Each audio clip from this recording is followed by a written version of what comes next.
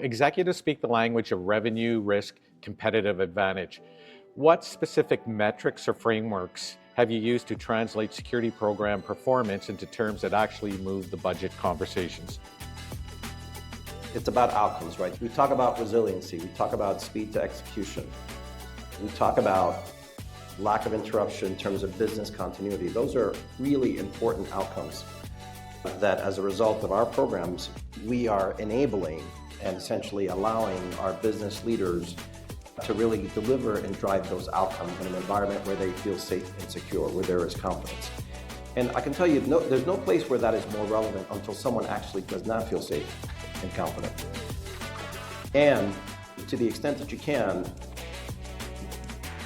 we use a lot of essentially scenario-based sort of exercises to create these outcomes as opposed to the metric that says, hey, if you don't do this, you're going to have this. That's a sort of fear approach. We step away from that. But through these scenarios, we try to demonstrate that when something like this happens, if something like this happens, there are real, tangible impacts to the business that we are preventing as a result of the work that we're doing through resiliency. So if you've got a bunch of traders and or bankers that literally can't go into the office, have to go into a different function, they're not at their peak state, you can measure the degradation of performance. And through a scenario-based approach, you can demonstrate the value without actually being in the situation. That's the key.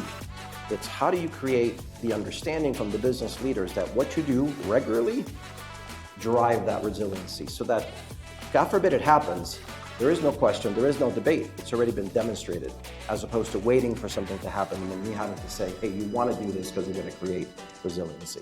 It's part of that over time, building relationship, building that trust, so that when in fact it does happen, you've already done the scenario, you already know the value, and it's not a conversation or a debate, it's just a decision that's supported.